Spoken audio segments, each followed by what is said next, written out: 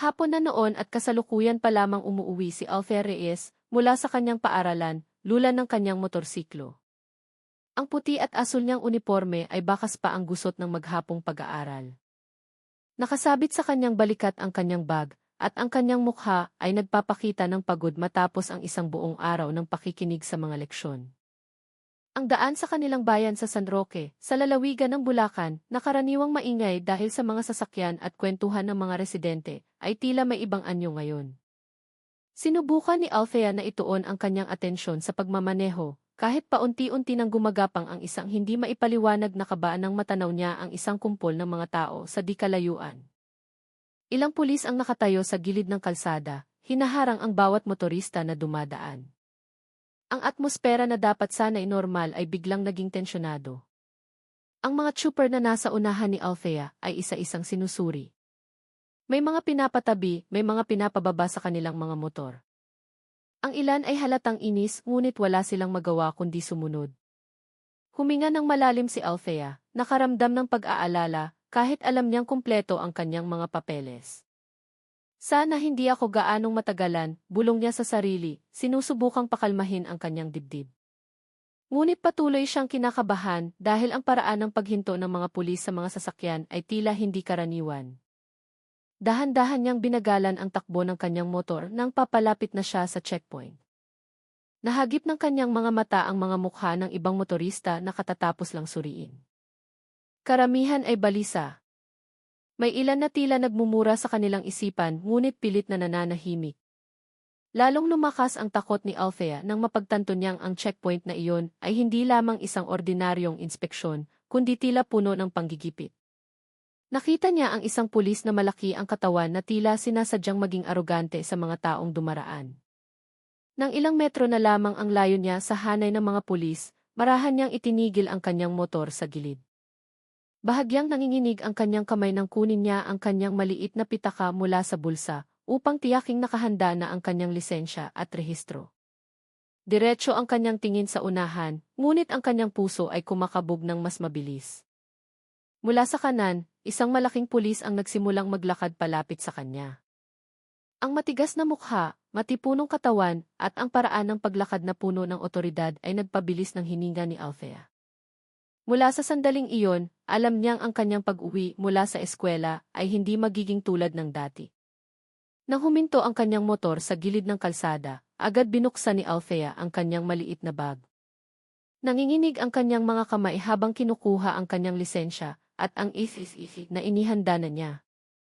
Mula sa kanyang harapan, isang pulis na malaki ang katawan ang lumapit na may mabibigat na hakbang. Ang kanyang postura ay matipuno, ang kanyang mukha ay matigas, at ang kanyang mga mata ay matalim, na para bang nais niyang gipitin ang sinumang kaharap niya.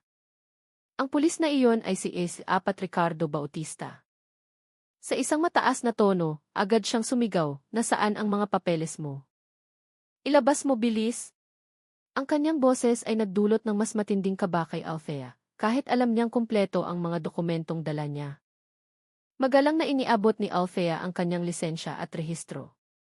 Heto po, sir, sabi niya ng mahina, sinusubukang panatilihing hindi nanginginig ang kanyang boses. Kinuha ni Bautista ang mga dokumento nang walang anumang pag-aalinlangan at sinulyapan lamang ito. Hindi nagbago ang ekspresyon ng kanyang mukha, nanatili itong mapanlibak. Ibinaling niya ang kanyang tingin sa motor ni Althea. Pinagmamasdan ang bawat detalye nito na para bang naghahanap ng butas na maaaring gawing dahilan para siya ay hulihin. Ang sitwasyon ay lalong nagpabalisa kay Althea. Napalunok siya, naghihintay ng sagot, umaasang matatapos na agad ang inspeksyon. Ngunit, ang kilos ni Bautista ay nagpapahiwatig ng isang bagay na hindi tama.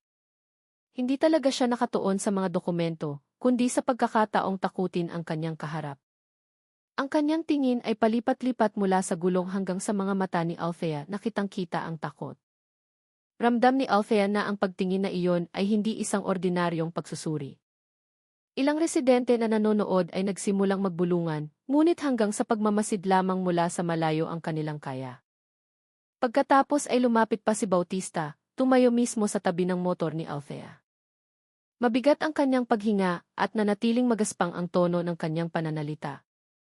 Akala mo ba porket kumpleto ang papeles mo, makakalusot ka na lang basta-basta, sabi niya habang tinatapik-tapik ang manibela ng motor. Natahimik si Althea, hindi alam kung ano ang isasagot. Ang sitwasyon ay malinaw na hindi isang lehitimong checkpoint. Ito ay paraan ni Bautista upang ipakita ang kanyang kapangyarihan, at si Althea ay naipit sa gitna nito. Sinulyapan ni Bautista ang mga dokumentong hawak niya at pagkatapos ay itinaas ang kanyang ulo na may mapanuyang ekspresyon. Kumpleto nga ang mga papeles mo, sabi niya ng malamig. Pagkatapos ay yumuko siya sandali, pinagmamasdan ang gulong sa unahan ng motor ni Althea. Sa isang mapanghamak na tono, nagpatuloy siya, pero tingnan mo ito, pudpud na ang gulong mo. Delikado kung ipagpapatuloy mo pa yan sa kalsada.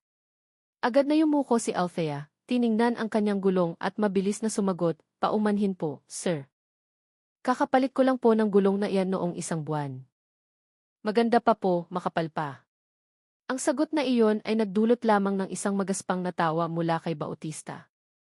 Tumayo siya ng tuwid, tinitingnan si Althea mula ulo hanggang paa. Ang kanyang mga kasamahan na nakatayo sa paligid ay nakitawa rin, na para bang sinasadyang ipahiya si Althea sa harap ng publiko. Sa tingin mo mas matalino ka pa sa pulis? Ikaw ba ang nag-aral o ako ang nakakaalam ng batas trapiko? Sigaw ni Bautista, na nagpatahimik sa mga residenteng nanonood. Napalunok si Althea, pinipilit na manatiling magalang. Hindi po iyon ang ibig kong sabihin, sir. Nais ko lang pong magpaliwanag, hindi pinansin ni Bautista ang sagot ni Althea. Ipinagrus niya ang kanyang mga braso sa dibdib, ipinapakita ang isang aroganteng kilos. Malinaw ang patakaran. Kung may bahagi ng sasakyan na itinuturing na hindi nakarapat-dapat, ibig sabihin lumalabag ka. At kung lumalabag, may katapat na parusa. Ang pangungusap na iyon ay binitiwan niya ng malakas upang marinig ng lahat. Yumuko si Althea, ramdam na lalong tumitindi ang panggigipit. Alam niyang naghahanap si Bautista ng dahilan para siya ay mahuli. Kahit walang tunay na pagkakamali, lalong naging malinaw ang tensyon. Ang mga residente ay nagbubulungan na lamang at ang ilan ay umiiling. Isang Ginoo sa kumpol ng mga tao ang mahinang nagsabi, maganda pa naman yung gulong pero pinipilit na may mali. Ngunit walang sinuman ang nangahas na magsalita ng hayagan. Nanatiling nakatayo si Althea sa tabi ng kanyang motor. Ang kanyang mukha ay maputla at ang kanyang mga mata ay nagsisimula ng mamasa. Naintindihan na niya na ang inspeksyong ito ay hindi tungkol sa batas, kundi isang laro ng kapangyarihan mula sa isang opisyal na naghahanap ng pagkakamali para sa personal na pakinabang. Tumayo si Bautista ng tuwid na may mayabang na mukha at isinuksok ang mga papeles ni Althea sa kanyang kamay. Tinitigan niya si Althea ng matalim. Pagkatapos ay malakas siyang nagsalita, kung ayaw mong ma-impound ang motor mo, magbayad ka ng 10,000 piso ngayon din. Malakas ang kanyang boses kaya't narinig ito ng lahat sa paligid. Nanlaki ang mga mata ni Althea, lalong namutla ang kanyang mukha. Hindi siya makapaniwala sa halagang binanggit na napakalaki.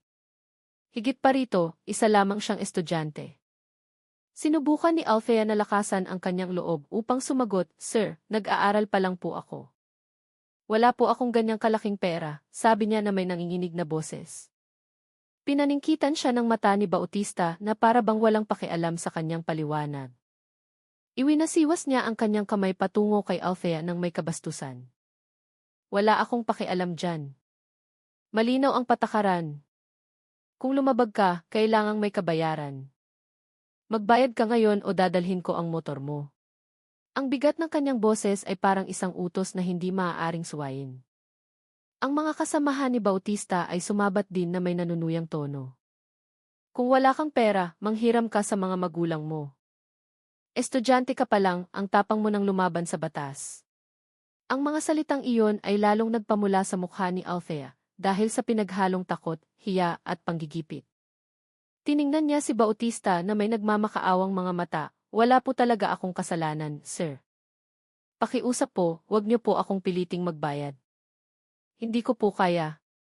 Ngunit bawat salitang lumalabas sa bibig ni Althea ay tila lalo lamang nagpagalit kay Bautista. Ang kumpol ng mga residente ay lalong umingay sa mga bulungan. Ang ilan ay umiiling sa pagkakita sa arogansyang ipinapakita. Ngunit walang sinuman ang nangahas na magsalita ng malakas. Lahat ay piniling manahimik dahil sa takot sa kapangyarihan ng pulis. Si Bautista ay nanatiling nakatayo na may pagmamalaki, ipinapakita ang isang mayabang na postura. Hinihintay niyang sumuko si Althea, na para bang sigurado siyang ang panggigipit na kanyang ginagawa ay pipilit sa dalaga na sundin ang kanyang utos. Para kay Bautista, ang pera mula sa areglo, ang tanging layunin ng iligal na checkpoint na ito. Nang marinig ni Bautista ang pagtanggi ni Althea, agad siyang nagpakita ng galit. Lumitaw ang mga ugat sa kanyang liig, nanlisik ang kanyang mga mata, at tumaas ang kanyang boses. Huwag na huwag mo akong susubukang labanan. Akala mo ba pwedeng tanggihan ang pulis ng basta-basta? Sigaw niya ng malakas. Ang mga residenteng nanonood ay lalong natahimik. Ang ilan ay umatras ng isang hakbang dahil sa takot na lalong uminit ang sitwasyon. Si Althea ay nanatiling nakatayo ng matigas sa tabi ng kanyang motor. Ang kanyang mukha ay maputla, ang kanyang hininga ay humahabol, hindi alam kung ano ang isasagot. Walang babala, ang malaking kamay ni Bautista ay dumapo sa mukha ni Althea. Plak! Ang tunog ng sampal ay napakalakas kaya't nagulat ang lahat ng naroroon. Tumagilid ang ulo ni Althea. Agad na pumutok ang kanyang labi, at sariwang dugo ang umagos mula sa gilid ng kanyang bibig. Ang dalaga ay napasinghap, nanginginig ang kanyang katawan. Ang kanyang dalawang kamay ay biglang humawak sa kanyang pisngi na napakakiro. Bakit po? Wala naman po akong kasalanan, sabi niya ng mahina at garalgal ang boses. Hindi pinansin ni Bautista ang mga salitang iyon. Sa halip na may mukhang puno ng galit, lalo siyang lumapit. Walang hiya ka. Batang-bata, ang tapang mong sumuway sa utos ko, sigaw niya habang tinitingnan si Althea mula ulo hanggang paa. Lalong naging nakakatakot ang sitwasyon. Ang mga residente sa paligid ay nakatingin lamang na may pangingilabot, ngunit walang sinuman ang nangahas na tumulong. Ang mga kasamahan ni Bautista ay tumawa pa ng bahagya, na para bang nasiyahan sa pagdurusa ni Althea na kapapahiya lamang sa harap ng publiko. Sinubukan ni Althea na manatiling nakatayo ng tuwid. Kahit na mainit ang kanyang mukha at patuloy pa rin ang pag-agos ng dugo mula sa kanyang labi, ang kanyang mga mata ay nagsimula ng mamasa, pinipigilan ang sakit at hiya. Nais niyang lumaban, ngunit ang kanyang katawan ay masyadong mahina upang harapin ang matipunong lalaki sa kanyang harapan. Sa sandaling iyon, napagtanto ng lahat sa paligid na ang nangyayari ay hindi na isang inspeksyon, kundi isang malinaw na anyo ng pag-abuso sa kapangyarihan. Sinusubukan pa ni Althea na tipunin ang kanyang lakas matapos ang malakas na sampal na nagpadugo sa kanyang labi. Pilit niyang itinayo ang kanyang katawan. Hawak niya ang manibela ng motor upang manatiling nakatayo. Ngunit hindi nagbigay ng pagkakataon si Bautista. Sa isang mabilis na hakbang, sumugod siya at agad na itinaas ang kanyang paa. Blag! Isang malakas na sipa ang tumama sa tiyan ni Althea. Ang kanyang katawan ay agad na tumilapon paatras. Bumagsak siya ng padapa sa mainit na aspalto. Isang mahinang sigaw ang kumawala sa bibig ni Althea. Ah! Namimilipit siya sa sakit. Ang kanyang dalawang kamay ay biglang tumakip sa kanyang tiyan. Ang kanyang paghinga ay humahabol. Ang kanyang mukha ay napangiwi at ang kanyang katawan ay nanginginig dahil sa biglaang sakit na tumama. Ang puti at asul niyang uniforme ay nadumihan ng alikabok ng kalsada. Sinubukan ng dalaga na bumangon, ngunit ang kanyang katawan ay masyadong mahina upang agad na tumayo. Si Bautista naman ay tumayo sa kanyang harapan na may nasisiyahang tingin. Ganyan ka lang pala kahina. Isang sipa lang, bagsak ka na parang daga, sigaw niya habang itinuturo si Althea. Tumawa ng malakas ang kanyang mga kasamahan na para bang ang eksena ay isang nakakaaliw na palabas. Ilang residente ang nagtakip ng kanilang bibig. Nangingilabot silang makita ang isang estudyante sa high school na tinatrato na parang isang kriminal. Ngunit, walang sinuman sa mga residente ang nangahas na lumapit. Nagbubulungan lamang sila. Ang ilan ay piniling yumuko upang hindi mapagbintangang nakikialam. Si Althea ay nanatiling nakahandu sa isalupa, sinusubukang iangat ang kanyang katawan ng dahan-dahan. Ang kanyang mga luha ay nagsimulang dumaloy, humahalo sa dumi ng kalsada na dumikit sa kanyang pisngi. Ang sitwasyon ay nagpabatid sa lahat na si Bautista ay hindi na nagpapatupad ng batas, kundi ipinapakita ang kanyang kapangyarihan sa isang brutal na paraan. Sinusubukan pa ni Althea na bumangon nang lumapit si Bautista na may mga hakbang na puno ng panggigipit. Walang anumang awa, idiniin niya ang katawan ni Althea na gumagapang ng mahina at agad itong sinakyan. Naipit si Althea sa ilalim ng matipunong katawan ni Bautista. Ang kanyang mukha ay nakayuko sa lupa. Nanginginig ang kanyang katawan habang tinitiis ang sakit at kahihiyan. Ang mga residenteng nanonood ay natigilan at ang ilan ay agad na nagtakip ng bibig dahil hindi nila inaasahan na isang estudyante ang tratratuhin ng ganoon. Lalong uminit ang sitwasyon, ngunit walang sinuman ang nangahas na lumapit. Lumingon si Bautista sa kanyang mga kasamahan at tumawa ng malakas. Tingnan ninyo ito. Estudyanteng nagpapakabanal, sabi niya wala raw siyang kasalanan pero ngayon gumagapang sa ilalim ng aking mga paa, sabi niya na may nanunuyang tono. Nakitawa rin ang kanyang mga kasamahan, ipinapakita ang kanilang kayabangan sa harap ng mga residente. Tila nais nilang ipakita na ang batas ay nasa kanilang mga kamay at sinumang lalaban ay dapat tumanggap ng mapanghamak na pagtrato tulad ng kay Althea. Humagulgol si Althea, garalgal ang kanyang boses. Tulong po. Huwag po ninyong gawin ito, wala po akong kasalanan, sabi niya ng mahina at putol-putol ang hininga. Sinubukan niyang iangat ang kanyang mukha, ngunit masyadong mabigat ang katawan ni Bautista. Ang kanyang buhok ay gusot, at ang kanyang uniforme ay marumi dahil sa lupa at alikabok ng kalsada. Hindi lang sakit ang nararamdaman ng dalaga, kundi labis na kahihiyan sa harap ng maraming tao. Ang napakalaking kahihiyan ay nagpatuloy sa pagdaloy ng kanyang mga luha na hindi na mapigilan. Ang mga residente sa paligid ay nakatingin lamang. Ang ilan ay nagsimulang mag-video gamit ang kanilang mga telepono, ngunit patago dahil takot na mahuli. Isang Ginoo ang bumulong sa kanyang katabi, sobra na ito. Parang hayop kung tratuhin ang bata. Ngunit walang sinuman ang nangahas na pigilan ang ginagawa ni Bautista. Lahat ay nakatayo lamang, pinapanood kung paano inaabuso ng isang tiwaling alagad ng batas ang kanyang kapangyarihan upang ipahiya ang isang walang kalaban-laban na dalaga. Ang mga residenteng nakasaksi sa pangyayari ay hindi nangahas na kumilos. Ilan sa kanila ay nakatayo lamang na may tensyonadong mukha. Ang iba naman ay yumuko upang hindi magmukhang nanonood. Ang daan na karaniwang maingay ay naging tahimik. Tanging ang iyak ni Althea at ang malakas na tawa ng mga kasamahan ni Bautista ang maririnig. Alam ng lahat na nasasaksihan nila ang isang bagay na mali, ngunit ang takot ay nagpipi sa kanilang mga bibig.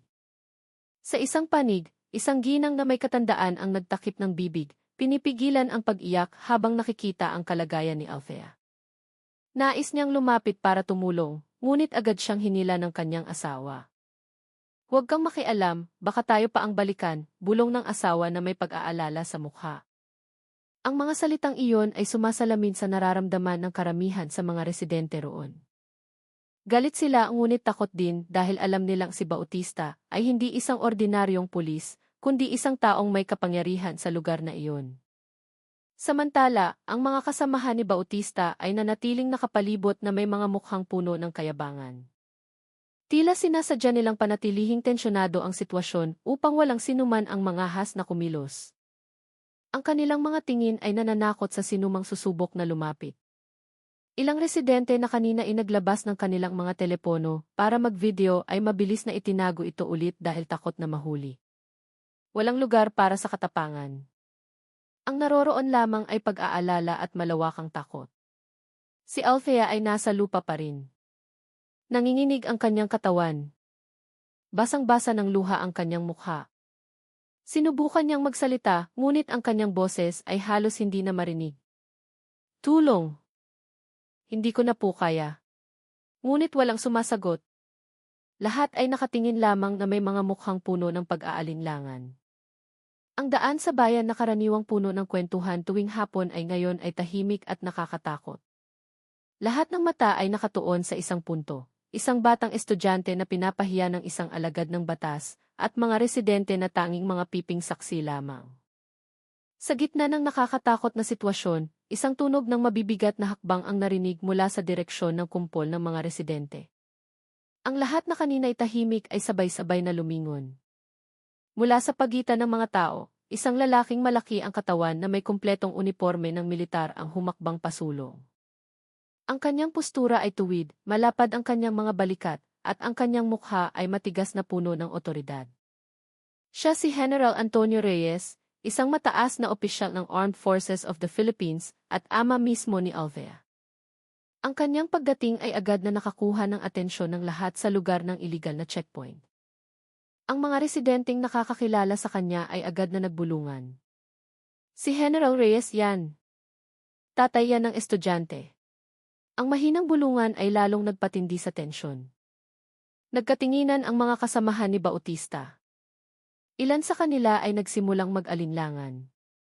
Hindi nila inaasahan na ang taong kanilang inaapi ay anak pala ng isang mataas na opisyal ng militar. Ngunit sinubukan pa rin ni Bautista na panatilihin ang kanyang otoridad, kahit na halatang nagbago ang kanyang mukha nang makita kung sino ang papalapit. Lumapit si General Reyes. Ang kanyang tingin ay diretso at puno ng galit. Ang kanyang mga mata ay nag-aapoy na nakatitig kay Bautista na nakaupo pa rin sa katawan ni Althea. Sa isang malakas at mariing boses, sumigaw siya, "Bautista, bitiwan mo ang anak ko." Ang sigaw na iyon ay nagpagulat sa lahat. Ang mga residente na kanina ay tahimik lamang ay nagsimulang magsiksikan upang masaksihan kung ano ang susunod na mangyayari. Si Althea na nakahandusay pa rin sa lupa ay lumingon ng mahina. Ang kanyang mga mata ay luhaan nang makita ang kanyang ama. Mabilis na lumingon si Bautista, halatang nagulat at nataranta. Ngunit upang mapanatili ang kanyang amor proprio sa harap ng kanyang mga tauhan, sinubukan niyang maging arogante. "Sino ka para?" Hindi pa natatapos ang kanyang pangungusap nang biglang sumugod si General Reyes. Isang hakbang na lang ang pagitan at ang kanyang kamao ay tumama ng buong lakas sa mukha ni Bautista. Ang malaking katawan ni Bautista ay agad na tumalsik patalikod na lalong nagpagulo sa sitwasyon. Nagulat ang mga residenteng nakasaksi, ngunit mahinang sigawan ang nagsimulang marinig mula sa karamihan. Isang senyales na ang katapangan ay dumating na sa gitna ng takot. Tumalsik ang katawan ni Bautista matapos tumama ang malakas na suntok ni General Reyes sa kanyang mukha. Ang mga residenteng nanonood ay nagsigawan ng bahagya. Ang ilan ay nangahas na huminga ng maluwag dahil mayroon ng nangahas na labanan ang aroganteng pulis. Ngunit, agad na bumangon muli si Bautista. Ang kanyang mukha ay namumula at ang kanyang mga mata ay nanlilisik sa galit. Itinuro niya si General Reyes habang sumisigaw, "Walang hiya ka. Ang lakas ng loob mong suntukin ang pulis sa harap ng publiko. Naghahanap ka ba ng kamatayan?" Nanginginig ang kanyang boses hindi lang dahil sa galit, kundi dahil din sa pagkagulat sa biglaang pag-atake. Humakbang pasulong si General Reyes na may malamig na mukha. Ang kanyang boses ay matatag at puno ng otoridad. "Nangahas kang saktan ang anak ko, Bautista. Ngayong araw, wawasakin ko ang kayabangan mo." Ang mga salitang iyon ay narinig ng malinaw ng lahat ng nasa lugar. Ang mga residenteng nakatayo sa kumpol ay lalong lumapit, nais makita kung ano ang mangyayari. Si Althea na nakaupo pa rin sa lupa ay tumingin sa kanyang ama na may mga luha. Ngunit unti-unting lumitaw ang pakiramdam ng ginhawa dahil alam niyang hindi na siya nag-iisa. Hindi na nahimik si Bautista. Itinaas niya ang kanyang kamao patungo sa mukha ni General Reyes ng buong lakas. Ngunit mabilis itong sinalag ni General Reyes at gumanti ng isang malakas na suntok diretso sa dibdib ni Bautista. Blag! Ang tunog ng impact ay narinig ng malinaw. Si Bautista ay napaatras ng ilang hakbang, tinitiis ang sakit sa kanyang dibdib habang umuungol. Nagulat ang kanyang mga kasamahan. Hindi nila inaasahan na si General Reyes ay may ganoong kalakas. Kahit na mas matanda na siya, nagsimulang sumigaw ng mas malakas ang mga residente. "Sige, General, huwag mong bigyan ng awa," sigaw ng isang binata mula sa gilid ng kalsada. Ang sitwasyon ay nagbago mula sa pagiging puno ng takot, ngayon ay unti-unti nang napupuno ng katapangan. Ang labanan sa pagitan ni General Reyes at Bautista ay hindi na lamang isang personal na alitan, kundi isang simbolo ng paglaban sa arogansya ng mga nasa kapangyarihan. Lahat ng mga mata ay nakatuon sa dalawang taong ngayon ay magkaharap, handa nang ipagpatuloy ang labanan na lalong umiinit. Muling sumugod si Bautista na may nag-aalab na galit. Ang kanyang kanang kamao ay itinutok sa panga ni General Reyes ng buong bilis. Ngunit mabilis na kumilos si General Reyes, yumuko ng bahagya at pagkatapos ay hinawakan ang braso ni Bautista. Sa isang mabilis na hila, ipinilipit niya ang kamay nito hanggang sa marinig ang isang malakas na ungol mula sa bibig ni Bautista. Ah, sigaw niya bago binitawan ni General Reyes ang kanyang kamay at gumanti ng isang malakas na suntok sa tiyan. Yumuko ang katawan ni Bautista, habol ang kanyang hininga, ngunit sinubukan pa rin niyang tumayo ng tuwid. Hindi tumigil doon, sinubukan ni Bautista na sipain ang tuhod ni General Reyes. Bahagyang tumama ang atake, ngunit hindi sapat upang pabagsakin ang general. Agad na gumanti si General Reyes ng isang sipa na tumama ng malakas sa hita ni Bautista. Dok! Halos mawala ng balanse ang katawan ni Bautista. Ang mga residenteng nanonood ay agad na nagsigawan. Lalong lumakas ang kanilang mga hiyawan. Galing! Banatan mo siya, General! Muling itinayo ni Bautista ang kanyang katawan na may mukhang puno ng puot. Pinunasan niya ang dugo na lumalabas mula sa gilid ng kanyang labi. Akala mo ba mapapahiya mo ako sa harap ng maraming tao? Sigaw niya na may garalgal na boses. Tinitigan lamang siya ni General Reyes ng matalim nang hindi nagsasalita at pagkatapos ay sumugod na may matatag na mga hakbang. Nagpakawala siya ng sunod-sunod na suntok sa mukha at dibdib ni Bautista. Narinig ang malakas na tunog ng pagtama nang tumama ang mga suntok sa target, na nagpatalsik muli sa katawan ni Bautista. Ngayon ay mas malakas na ang sigawan ng mga residente. Ang tunog ng palakpakan at hiyawan ay umalinggaw sa kalsada. Ang ilan sa mga residente ay nagsimulang lumapit pa, kahit na pinapanatili pa rin ang ligtas na distansya. Nakita nila ng harapan kung paano si Bautista, ang pulis na kinatatakutan dahil sa kanyang arogansya, ay sa wakas ay nalabanan. Samantala, si Althea na mahina pa ring nakaupo sa lupa ay pinapanood ang labanan na may mga matang luhaan. Kahit na masakit ang kanyang katawan, nakaramdam siya ng ginhawa nang makita ang kanyang ama na nakatayo at pinoprotektahan siya ng walang pag-aalinlangan. Si Bautista na nagsisimula ng mahirapan ay sumigaw ng malakas na may garalgal na boses. Ano pang hinihintay niyo? Sugurin niyo na siya ngayon din, sigaw niya habang dumudura ng dugo sa lupa. Ang kanyang mga kasamahan na kanina pa nakatayo at nanonood ay agad na kumilos pasulong. Mayroong tumakbo habang itinataas ang kanilang batuta. Mayroon ding nagkuyom ng kanilang kamao, handang sumugod. Ang mga residenteng nakakita sa sitwasyon ay napigil ang kanilang hininga. Ang ilan ay umatras pa dahil sa pag-aalala na lalong magiging brutal ang labanan. Tumayo si General Reyes ng tuwid, hindi na tinag kahit na pinalilibutan. Isang pulis ang unang sumugod, sinusubukang paluin ang kanyang ulo ng batuta. Ngunit sinalag ito ni General Reyes, gamit ang kanyang braso at pagkatapos ay sinikmuraan ang sumusugod. Agad na napayuko ang pulis at bumagsak sa lupa. Ang pangalawang atake ay dumating mula sa kanan. Isang suntok ang itinutok sa mukha ni General Reyes. Ngunit mabilis siyang umilag at gumanti ng isang malakas na suntok sa panga. Ang katawan ng sumusugod ay agad ding bumagsak sa aspalto. Tatlong tao ang sabay-sabay na sumugod, sinusubukang pabagsakin si General Reyes sa pamamagitan ng paggrupo. Ngunit mabilis na kumilos si General Reyes. Hinawakan niya ang isa sa kanila, pinaikot at inihagi sa dalawa niyang kasamahan na sumusugod din. Sabay-sabay na bumagsak ang tatlo na nagdulot ng malakas na tunog.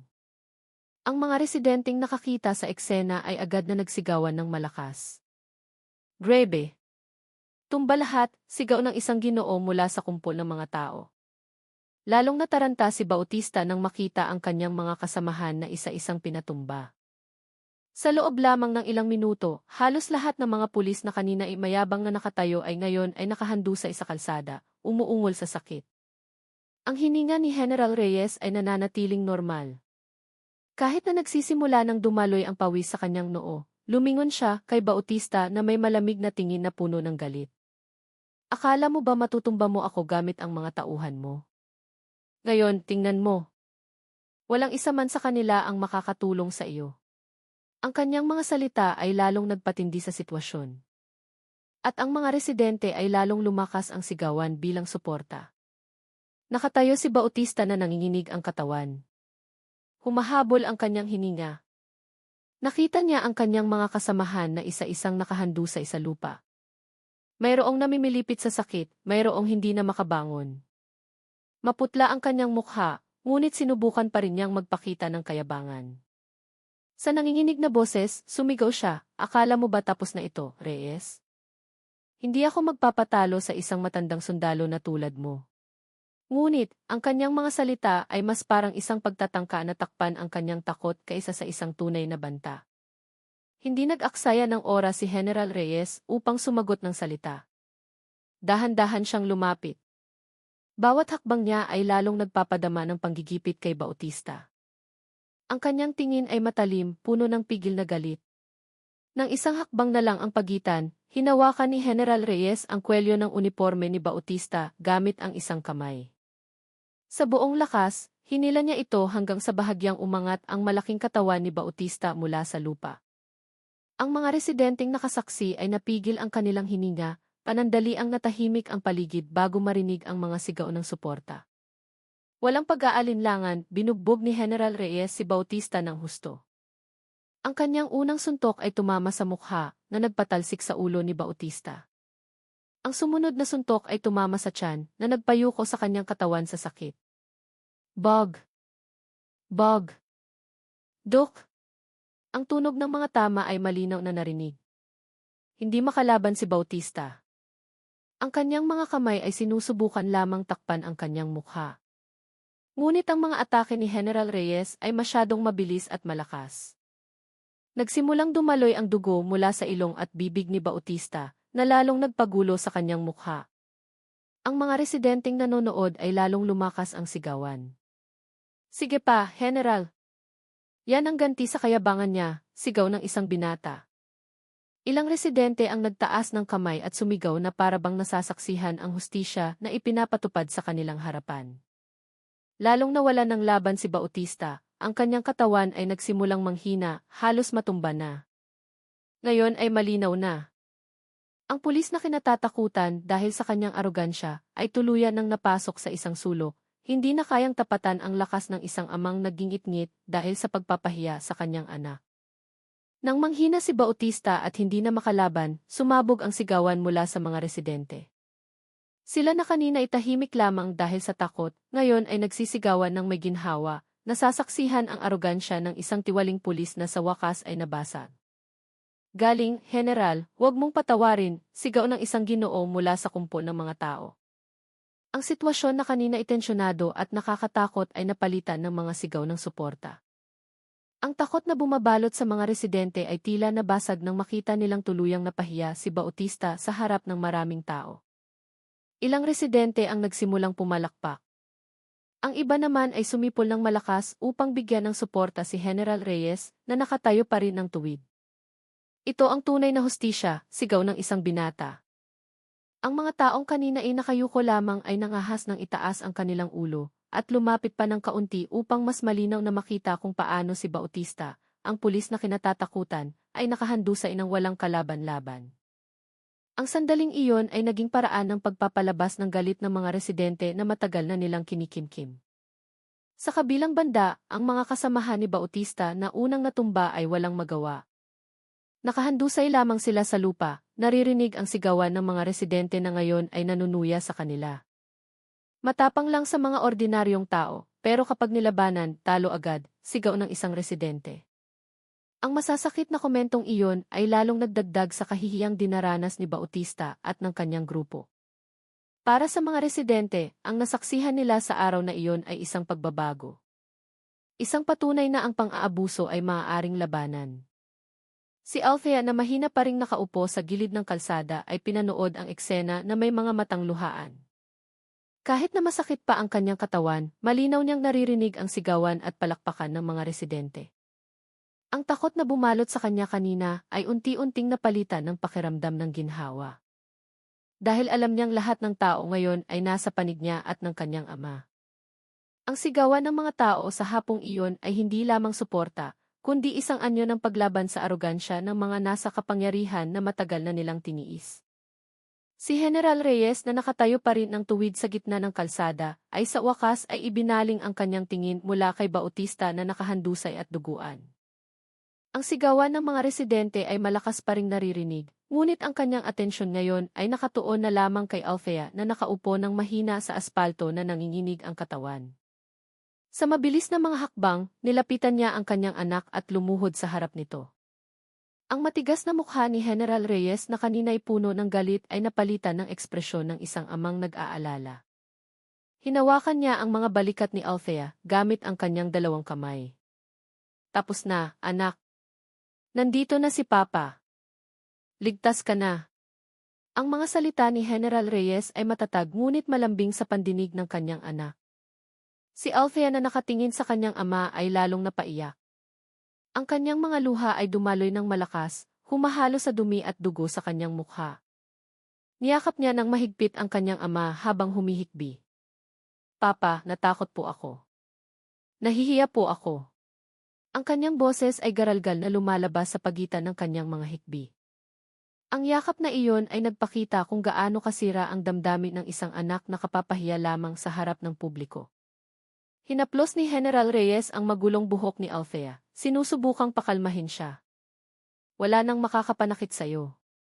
Wala nang sinuman ang makakapagpahiya sa'yo ulit.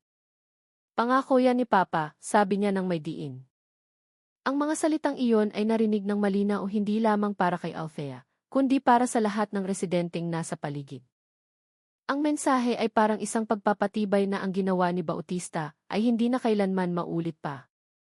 Tumango lamang si Althea ng dahan-dahan kahit hindi pa tumitigil ang kanyang pag-iyak. Pagkatapos ng ilang sandali, tinulungan ni General Reyes si Althea na tumayo ng maingat. Inakbayan niya ang kanyang anak, sinisigurong makakalakad si Althea sa kanyang tabi. Sa matatag na mga hakbang, sabay silang umalis sa lugar ng iligal na checkpoint. Si Bautista at ang kanyang mga kasamahan ay nanatiling nakahandusay sa kalsada, puno ng sugat at dugo. Nagbigay daan ang mga residenteng nakasaksi. Ang ilan ay pumalakpak pa rin, ang ilan naman ay yumuko bilang paggalang kay General Reyes.